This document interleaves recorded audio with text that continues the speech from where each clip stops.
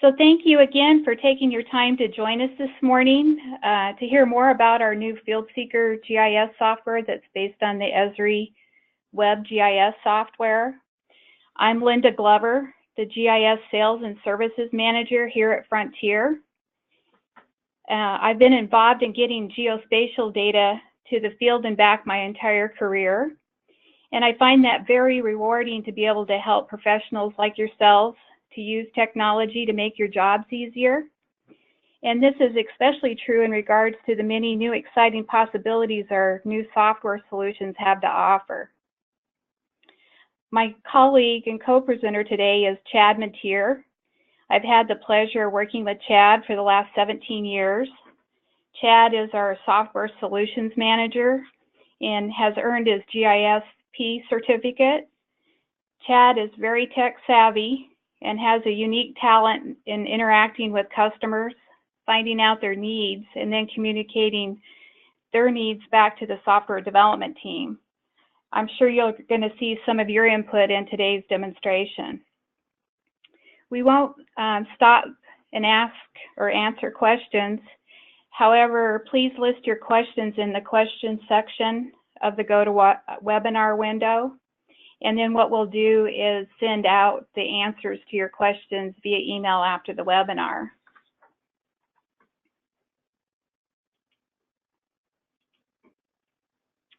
So we're extremely excited to announce and show this new FieldSeeker GIS for mosquito and vector control software. It's a new cloud-based system that utilizes the benefits of the Esri ArcGIS Online platform. The workflow creation has been based on input from a number of users over the last 12 years. And so we're really excited, to put all of that technology together with your input and show you this cool new product. The FieldSeeker GIS software is a core system that covers larviciding with storm drain treatments, surveillance, and service requests. So it has the office and mobile workflows for those applications. We have a new cross-platform mobile app for iOS, Android, and Windows devices, as well as a new JavaScript Office suite that's a web app, and it includes a dashboard and map functionality. We do have a separate Windows ULV adult deciding and public notification app, and we'll get into details about those two apps in future webinars.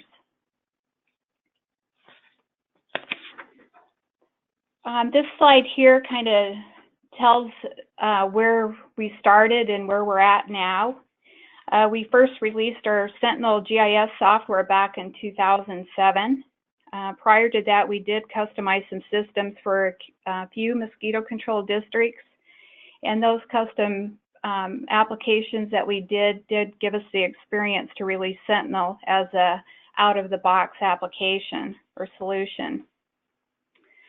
Sentinel is based on ArcGIS for desktop, and then also ArcPad for the mobile devices. Sentinel has office and field workflows for larviciding, adult deciding, surveillance, and service requests, and it's compatible with Windows Mobile and Windows devices. And as you might have heard, Esri has set an end of life for ArcPad in December 2020. And so therefore, we've been proactively developing a migration path for our current Sentinel users. FieldSeeker GIS for mosquito control was first released in 2012. We developed it under contract with the Florida Keys Mosquito Control District, and it's based on ArcGIS Enterprise or Server, and we also developed a native iOS app that's based on the Esri 10.2 runtime. And since it's a server product, it was better for multiple user situations, and we could also implement it on-premise or host it in the cloud. So now today we're announcing the release of our new FieldSeeker version, which will be available in November. And our new software release takes the advantage of the latest Esri technologies, which is ArcGIS Online, and also the mobile Xamarin cross-platform runtime. And as I mentioned, it will be released in November 2019. And the core app has office and field workflows for larva siting with storm drains, treatments, the surveillance, service requests, but we do have separate Windows ULV and the public notification app to go with that. This new FieldSeeker release, along with the Windows ULV software, will be the migration path for both our Sentinel and FieldSeeker users. So if you want more information about our new products, or you want more details on how the migration might affect you, we have new content out on our website at frontierprecision.com/mosquito/. And you can also go over to the support tab at the top of the page and see our Frontier blog. We posted several articles there the last year and a half on the migration process. And you can also subscribe to get notifications when we post new blogs there about our mosquito software. So there's a lot of good information there. So without further ado, I'd like to go ahead and turn the time over to Chad so you can see all the excitement firsthand. So hang on just a minute and I'll switch presenters here.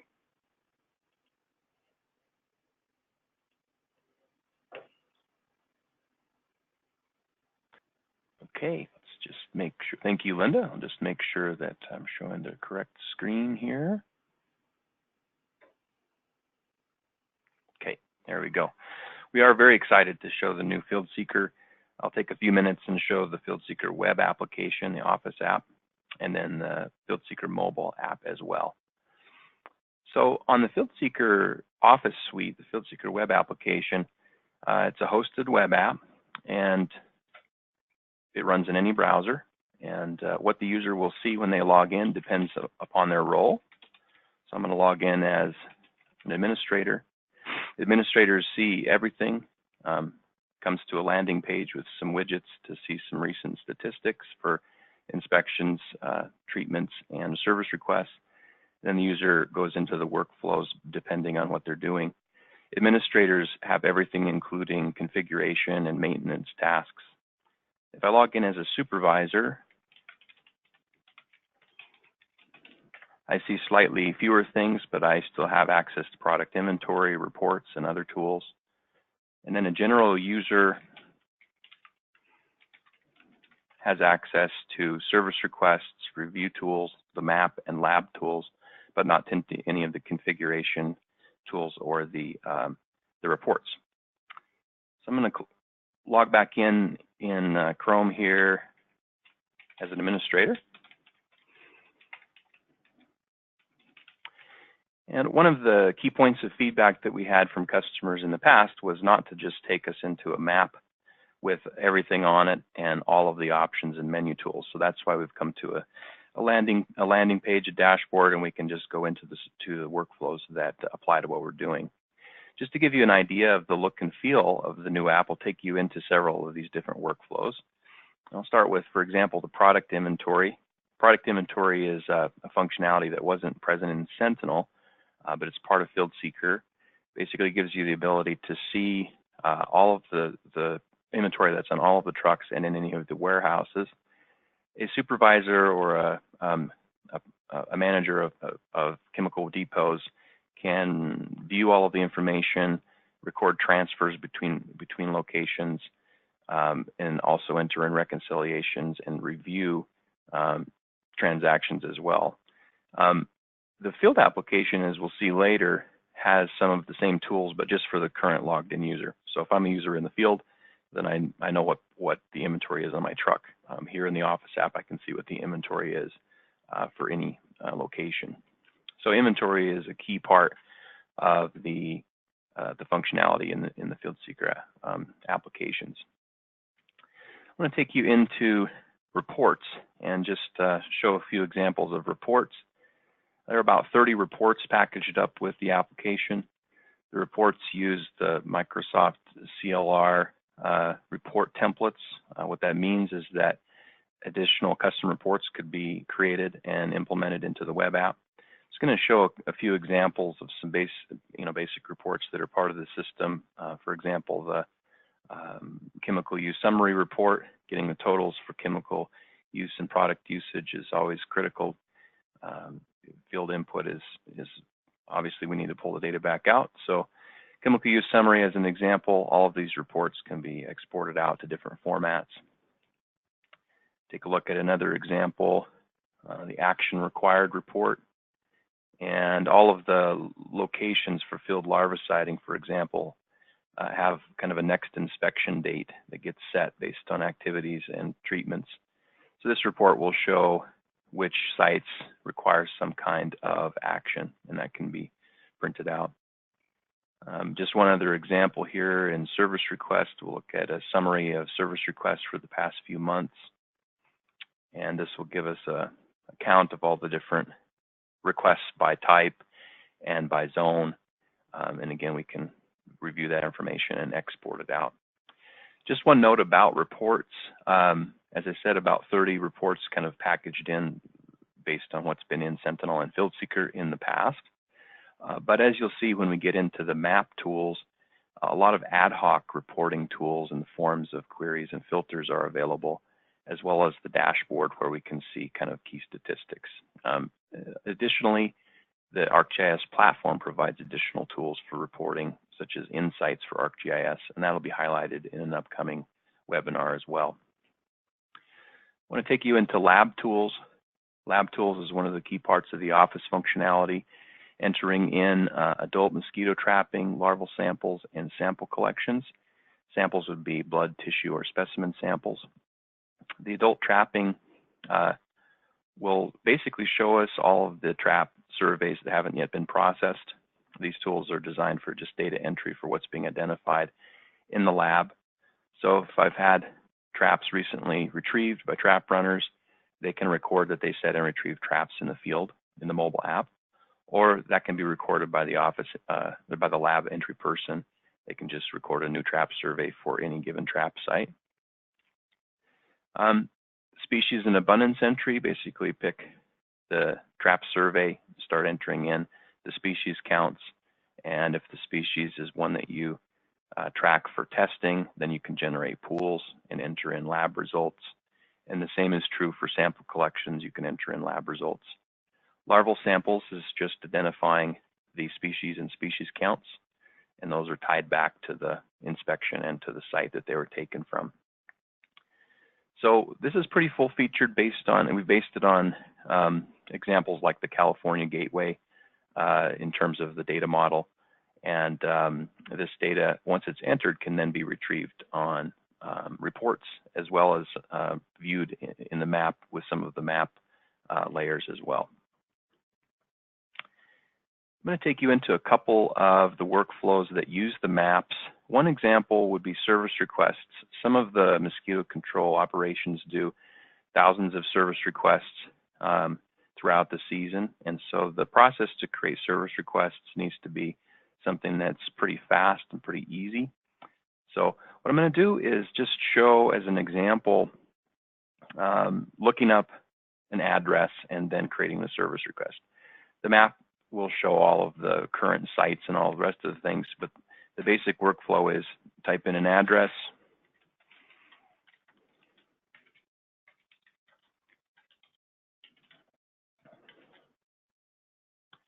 and this uses the Esri World geocoder, so it will know if it's a valid address, and it will list that address for you.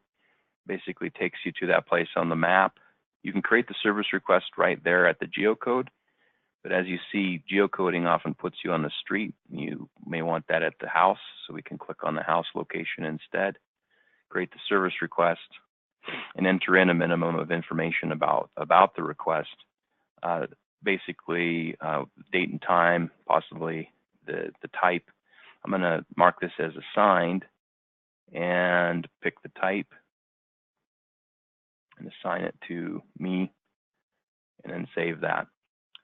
That request then becomes available on the mobile app right away. So if there's a request for my area or that's assigned to me, I'll get notified of that when I'm in the field. Another thing about the service requests is that existing ones, you can find them and then you can clone them. So, one example would be looking up an address and there's already a service request there that's been done in the past. We could actually clone that and create a new one for that same address and same person, for example. Okay, I'm going to go back to the dashboard. The service request entry is a lot more simple, is a great deal more simplified than past workflows in FieldSeeker and in Sentinel. I want to look at the map and some of the tools there as well. That clearly is a main part of the functionality, still being able to go to the map, find data, edit it, create new data, and do things like filter and query data as well. So I'm going to turn on a time slider here. Okay, it's already on. And just as an example of finding something and editing it, maybe we just need to update a site that was created in the field some time ago.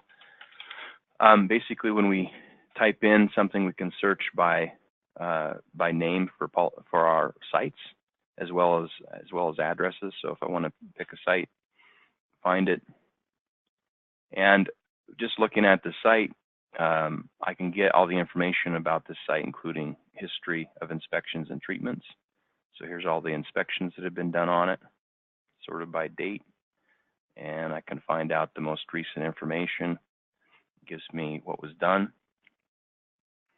If I needed to do some editing to this, then I'll bring up my editing tools, and I can pick on the site and update the attributes for it.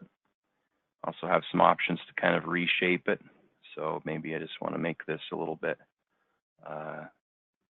straighter of a line. I can do that, and it will adjust the shape. So all the typical kind of editing and update. There's also the ability to create, new sites, new locations. I can just draw those in here in the web app as well. So all of those tools are available. One of the interesting things too is the review and ad hoc reporting tools. So I'm going to show an example of using the filter tool and using the query tool. So the filter tool will show or hide things on the map based on different conditions.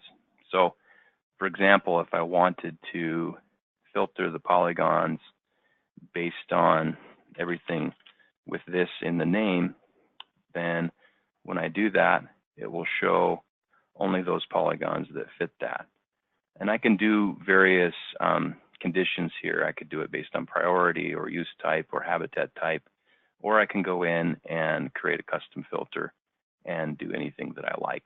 So that's useful for only displaying the data on the map that I want to have displayed.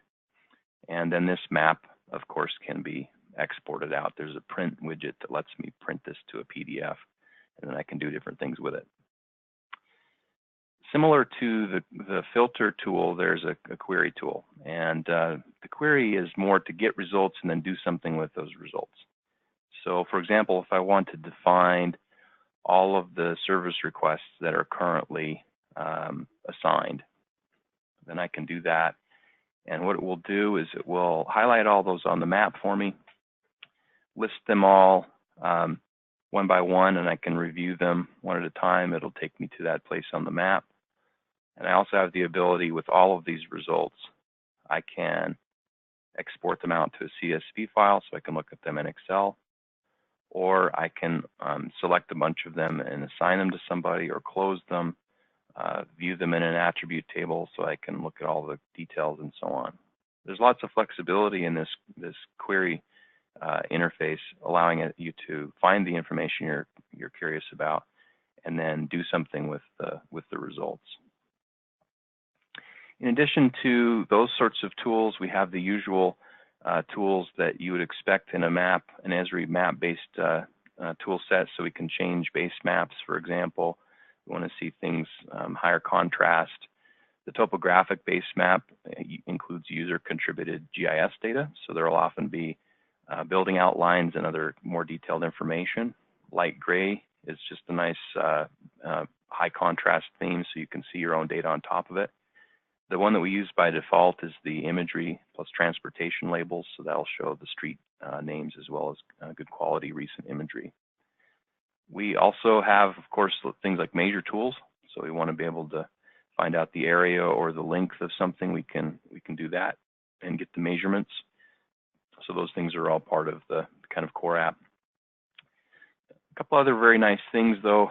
We have this this chart widget that allows us to find out some things about some of the activities based on an area we select. So we can do this chart based on everything in the whole map, or we can do it based on what's in my current map extent, or we can do it based on an area that we draw on the map. So if we wanted to know all of the service requests in this area and see a chart of the results, then it would show that. So I picked a pretty small area. There was only a few results.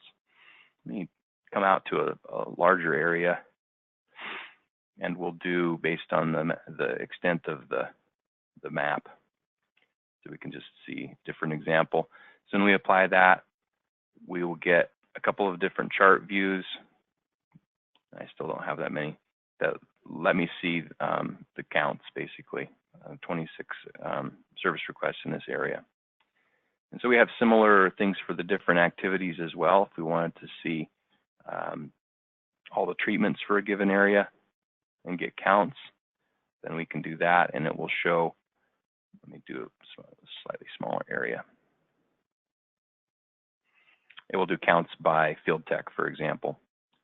So the chart widget is a nice way to sort of get a quick view of what's been going on in an area or with different technicians and get some counts and see a snapshot of your operations.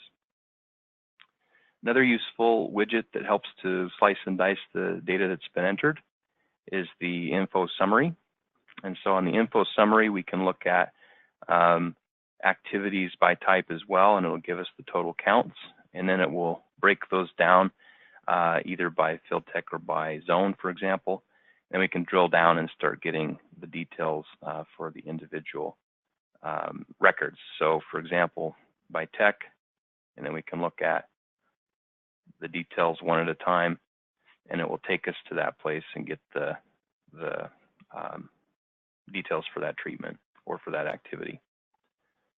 So there are a lot more ways for us to review and look at data and information than we used to have in the FieldSeeker, previous FieldSeeker, where it was basically just reports, and Sentinel as well, where you could have you could look at the map and filter some things, but mostly it was done through reports. I'm going to come back to the dashboard. And again, the mobile app runs, or I'm sorry, the web application runs in any browser, and it is a hosted app, so there's no need to put it on any server or anything like that. It's deployed on our servers, and then you just log in using your ArcGIS Online account. So I'm going to switch now over to the mobile application. The FieldSeeker cross-platform mobile application runs on, as Linda said, Windows 10, Android, and iOS. And it looks the exact same on all devices, so it makes for easy training. Basically, I'm going to log in as the same user.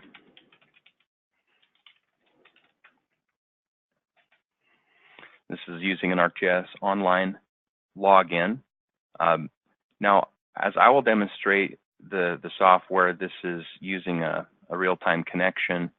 So if you have a phone or a tablet, then it will sync data or update data immediately.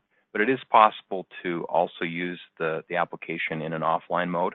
So you would log in while you're in the office, like with Wi-Fi connection, download data to the device, and then you can go and collect all the data in the field without having a connection and come back and sync it later. So I will show it in a connected environment only, but offline editing is supported.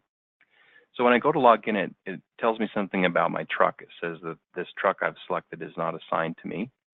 The reason it does that is that when I log in and select a truck, that's the inventory that's available for me to use for treatments. So it just wants to check if I'm assigned a truck and I pick a different one instead, it wants that to be on purpose. Maybe I took another truck because the one I normally use is in the shop. So I'll go ahead and continue. It'll log me in and tell me that I'm not in that particular zone because I'm up here in Idaho. But as I zoom in here, we start seeing some of our sites and so on the map. A couple of things about the interface here, just a minimum of tools and buttons to support the various workflows in the field. A couple of the things that are basic to any Esri app would be being able, again, to select different base maps. So the same kinds of choices that we had in the Office application are available here on the mobile. So we have a choice of different base maps that we can select. And as long as we're online, we can select from any of those. When we go offline, it takes the imagery plus transportation base map offline, and it can do that for reasonably large areas, but not as large as like a state. Usually anything that's a zone size we can download.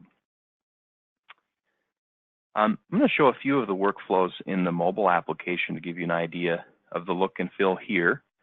So I'm going to start with something with the on-truck inventory because I need to make sure I have some products in my inventory before I can do any treatments, for example. So it shows what I've got on my truck here. I can record a transfer if I'm picking up some additional product from one of the warehouses. And so I'm going to pick up some additional briquettes and record that transfer. I can record transfers between vehicles and from the vehicle back to the warehouse as well. And then if I do a physical count at any point, I can do reconcile. So the system shows that I have 24 pounds of Vectobac GR, but if I measure that and I have 23.5 pounds, then that'll make the adjustment and record that reconciliation. If I'm way off in what I count, it'll still record that, but I can put in comments about it. It'll show up on reports. It may be that I missed some treatments and I would need to go back and fill in some additional data. So I'll cancel out of the reconcile and come back to the main screen. So I want to show an example here using the search tool. The search tool lets me find, for example, all of the polygon locations within a certain zone that require some kind of an action. So if I pick everything for section 2 where there's an action required, I can actually save this search as well. So when I press search, it's going to ask me to name the search.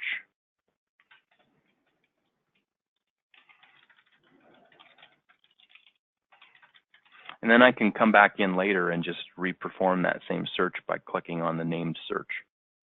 So that'll be saved for me in search history.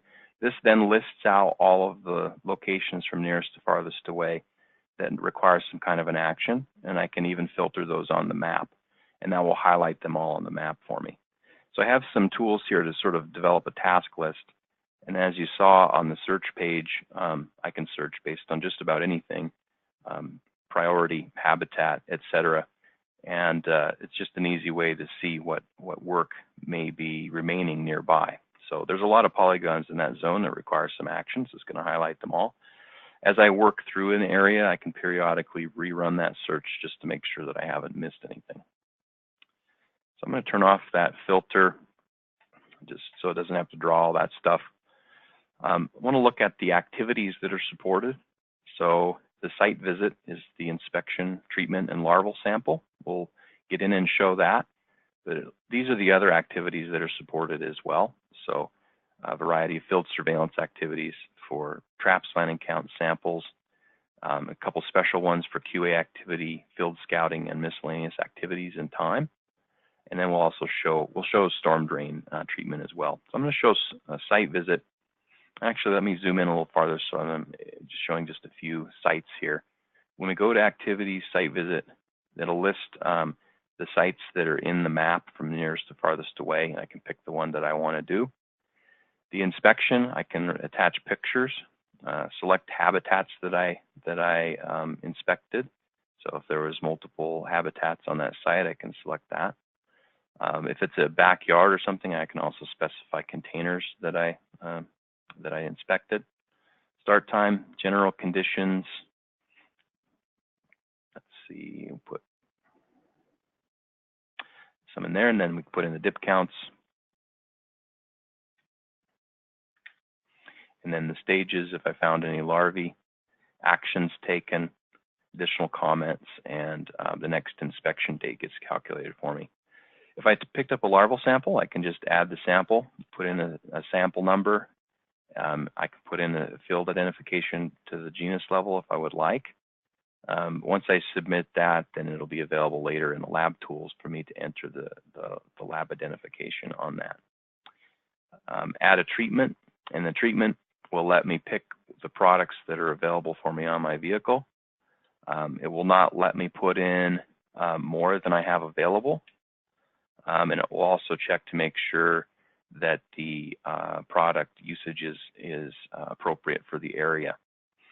I can record more than one treatment as well. So if I have different source types and I use different products, I can record multiple treatments to go with the inspection. So I'm going to back out of this. Once I'm finished with the site visit, then I would just submit the whole thing, and that whole thing goes in as one related record to the site. I want to show the storm drain treatment workflow real briefly. So I'm going to get into an area of the map that has some storm drains on it and turn on that storm drain layer. Okay, so there'll be some storm drains show up here in just a second.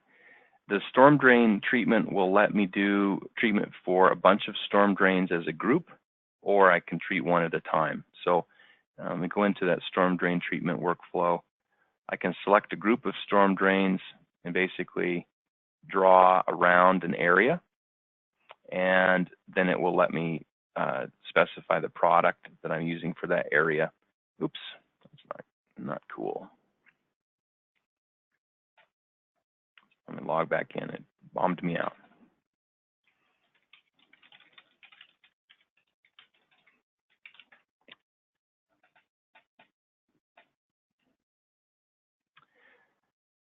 Get back to the storm drain treatment, and we'll show the storm drain one at a time.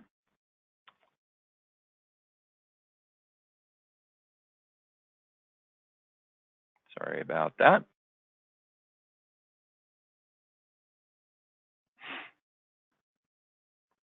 Okay, so we'll get back into that same area again.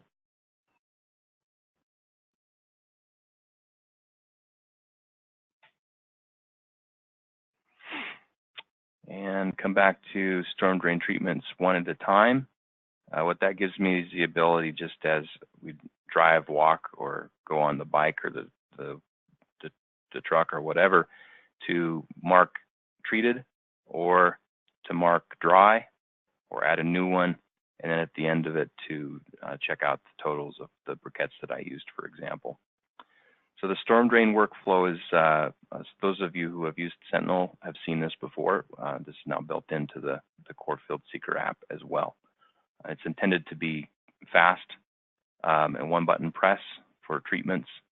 And then if there's not already a storm drain there, it'll add a new one. It also gives us the ability to keep track of storm drains that we've visited, but that didn't need any action because maybe there wasn't any water in there or they were occluded.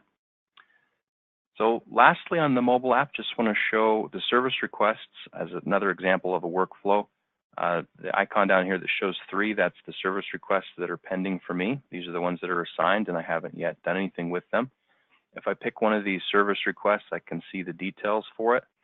And then I can also accept it or reject it and then start adding information to it. So I'll go ahead and accept it. It'll mark that one as accepted for me. And then I can start putting in field notes or I can just go straight to site visit and start filling in the info. Let me come back to one of the other service requests. The other thing that I can do with service requests or with any of the sites is get directions as well. So let me accept this one.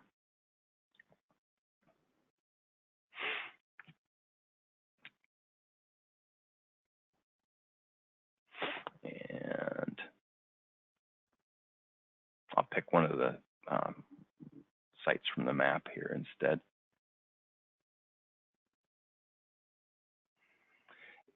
Any of the locations or service requests we can get navigation directions to just using the Maps app on the device.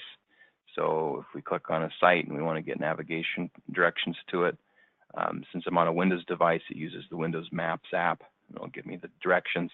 Same would be the case on an Apple device or an Android device.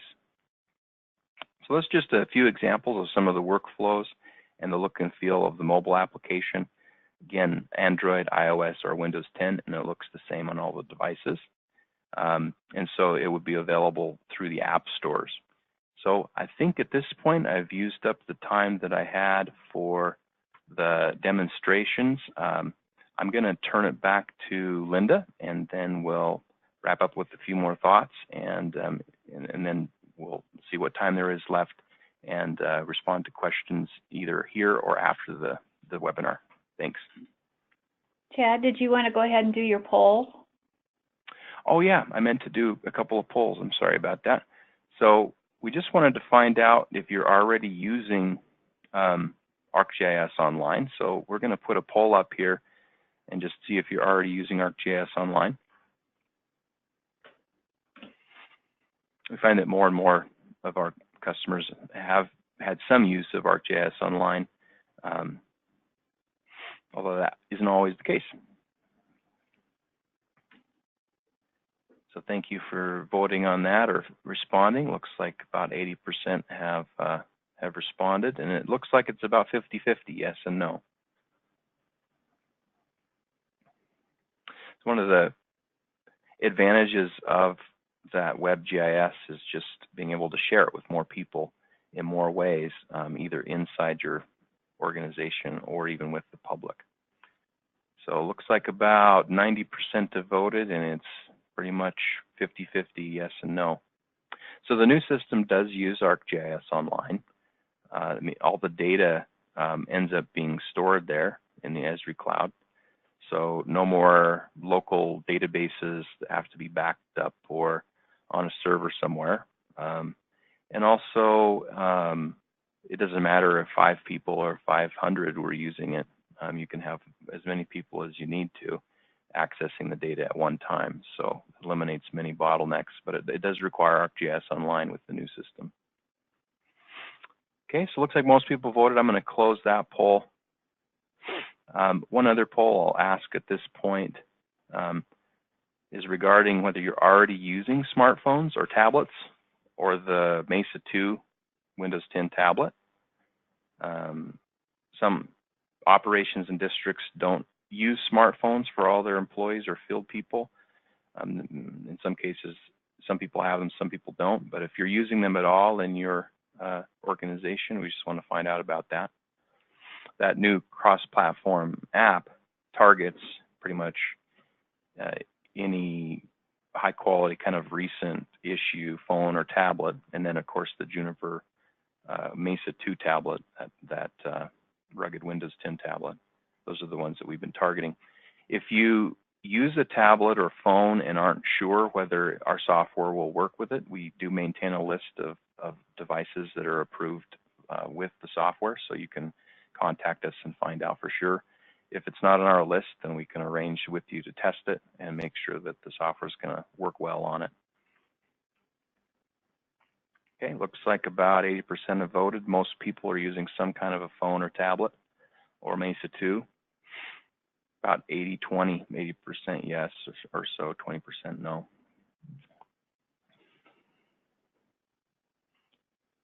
Okay, looks like still a few people voting. Give you another second or two here.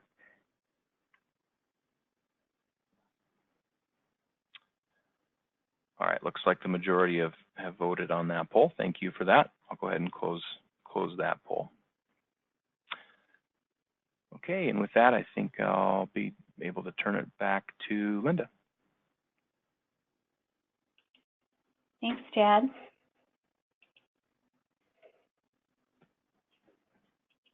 Okay. No, I think too what I found impressive too was just how fast the map was updating, and that's even through the internet and the go to webinar system. So I think it's pretty impressive with its performance. I have a few more slides just to wrap up with here. We'll have an entire webinar on January 8th that's dedicated to showing the advantages of the web GIS. And so if you haven't already, you might want to consider registering for it. We'll show some actual uses of the Esri platform alongside our mosquito control software. And a lot of times we get asked, why did you base your software on the Esri platform? And the main reason is it's an industry standard. So a lot of the local government agencies out there already have Esri licensing, so it makes it easy for us to base our application on that because it's something that the organization is already supporting. And then the other part too is we don't have to reinvent the wheel because Esri is keeping up with the advances in web and mobile technology and cloud computing infrastructure. And so that leaves us more time to focus on working with you all to advance the mosquito and vector control workflows. So it's just kind of a win-win situation there for us. This diagram here shows, I guess, the web GIS and what the components are. And we have the cloud-based system at the heart, along with the system of record, which is your data that you've collected. And then another key component is, how do you analyze and report that information and push it out to as many internal and external users as you can. So that's, one main benefit of the cloud computing is that we can make it available to multiple users to access from anywhere, anytime. And then there's also several cost savings associated with it. And just a few are, since you're not having your own servers in-house with a cloud-based system, then you can save on those hardware costs and all your software licensing, as well as IT support. And then since the web apps are all accessible with a web browser, different operating systems are easy to support. One update, when you do a software update, you can do it one time instead of having to update multiple desktops or servers. And then the real-time system configurations easily supported with WebGIS. The WebGIS is also made for the general public in mind, somebody that's not even familiar with GIS. And so it just makes it easier to train and to use. Since it can be used by dozens of users at the same time, you have a higher performance and scalability than desktop GIS. And then, as I mentioned, you can easily share all that information inside and outside your organization. And GIS is more than just a pretty map. It's about asking questions of your map. A dot on a map has limitation. It doesn't give you much information. And so the web GIS just lends itself to be able to ask questions and then be able to understand the relationship between all those data sets. So please be sure to tune into our future webinar, and we'll get into how to analyze data and be able to interpret it better. One other new product release that we wanted to let you all know about is the CP3 Android smartphone from Juniper Systems. So the announcement just came out within this last month.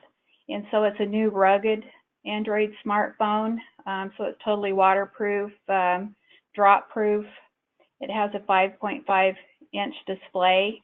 and it is Google Play Store compliant. So that means that you can download apps from the, other apps from the Google Play Store and use it on it. And the price on it is $7.99. And then we have about 350 of the Mesa 2 Windows tablets out with various agencies the last couple of field seasons. It's a very rugged unit, and so it's been very reliable and popular. I also wanted to kind of summarize too about Frontier's experience. Why do you want to choose Frontier as your technology partner? And we have been in business for 30 years and specializing in getting data to the field and back. And so with that, we're very experienced at being a managed services provider, and we're currently supporting 225 mosquito and public health agencies. So we have all the internal infrastructure and planning to grow that to, be able to provide the excellent support that we want to our customers.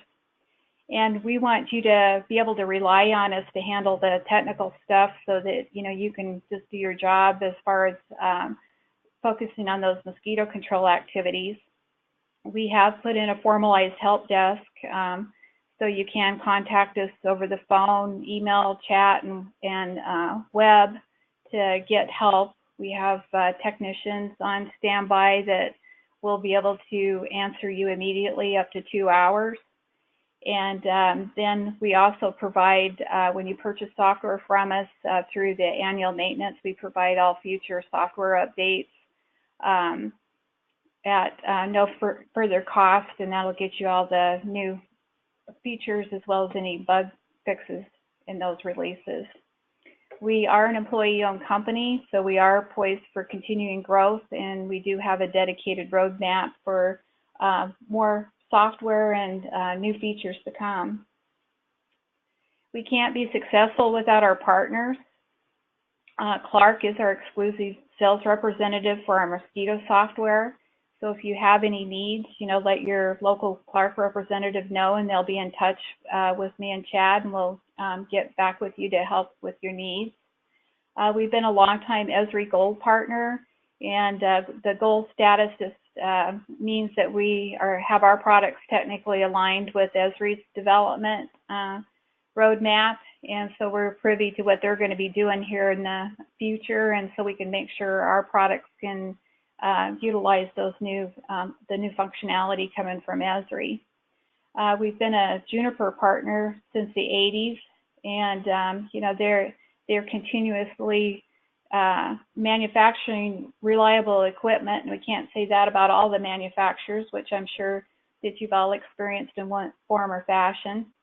But Juniper Systems is based in Logan, Utah, and we do appreciate how they support us and our customer base. And we've also been a long-term Trimble dealer, and so we're very well versed on dealing with geospatial products and solutions. So we do have future webinars coming up. So in November, we'll be focused on our Windows ULV adulticiding truck spraying system. And then also in December, we'll go through our public notification app. So we do have an add-on to our new FieldSeeker software that allows the agency to offer a free iOS or Android app to their public. And then it comes with a web app that you can use to push notifications and activity maps and things like that to them. And so, if you want to enhance your community outreach program, please sign up for this. And then we'll take a deeper dive into the ArcGIS Online and what other things that we can do if we extend that platform, for other uses. So if you have questions or you want to schedule a private demo, we do have some new FAQs, or want a price quote, please reach out to your local Clark representative, or you can email me direct at linda@frontierprecision.com, and we'll be happy to, get whatever it is that you need. So we'll be looking forward to answering your questions after the webinar, and I know we'll be seeing a lot of you at future meetings and at our future webinars. So just thanks again for your time today, and let us know how we can be of service.